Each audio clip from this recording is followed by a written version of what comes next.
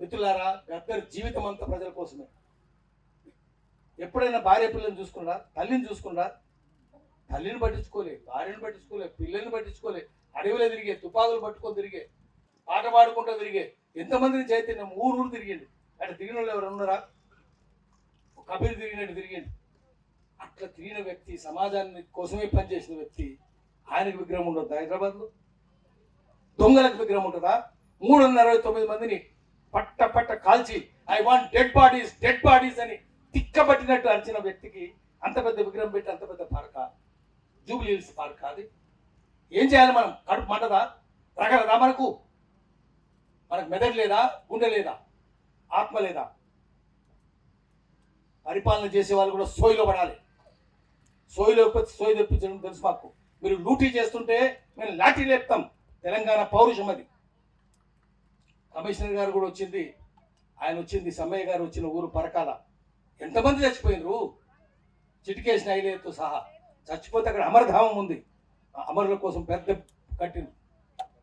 అటువంటి ఊరు నుంచి వచ్చి అందరూ తెలిసిందే ఏమై తెలంగాణ అంటే ఎంత పౌరుషమో. తెలంగాణ ప్రతి అంగుళం వీరుల రక్తంతో తడిసి పునీతమైంది.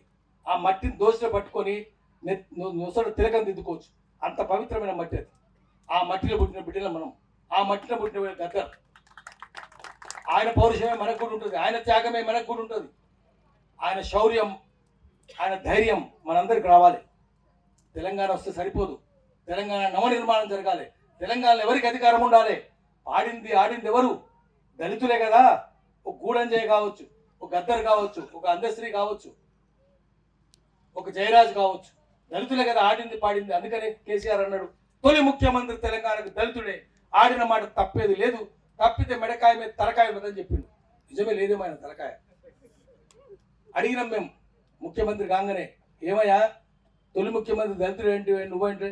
ఆగవయ్యా ఆగు, తొందర ఎందుకా నీకు? ప్రెస్ వాళ్ళని అడిగిండు, ఎందుకు తొందర నీకు?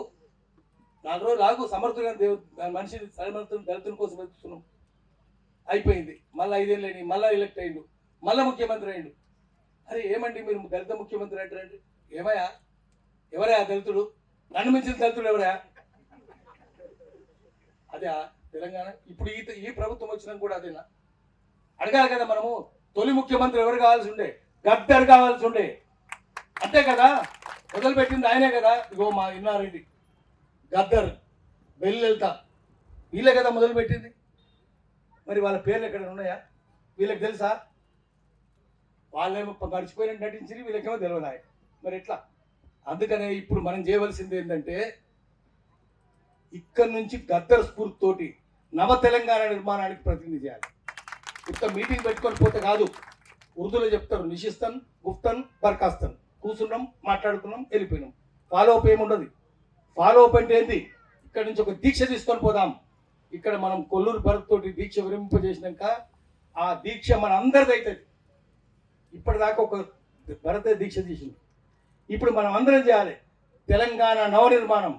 తెలంగాణ నవనిర్మాణం అంటే కింద ఉన్నోడు పైకి రావాలి, అట్టడు ఉన్నోడు పైకి రావాలి. అట్లా వస్తేనే కదా తెలంగాణ అంటే. పైన మళ్ళీ ఆ బిల్డింగ్లు కట్టుకున్న దొంగలే ఉంటారా? 1000 ఎకరాలు కబ్జాలు పెట్టిన వాళ్ళు ఉంటారా?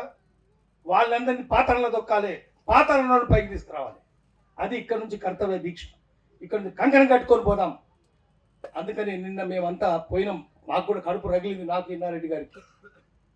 ఆయన ఇవన్నీ చూసింది కదా. మేము పోయి మంత్రులందరినీ కలిసినాం, ముఖ్యమంత్రిని కలవడానికి ప్రయత్నం చేసినాం. కలుద్దామన్నాడు, ఇద్దరిని తప్పకుండా కలుస్తాడు.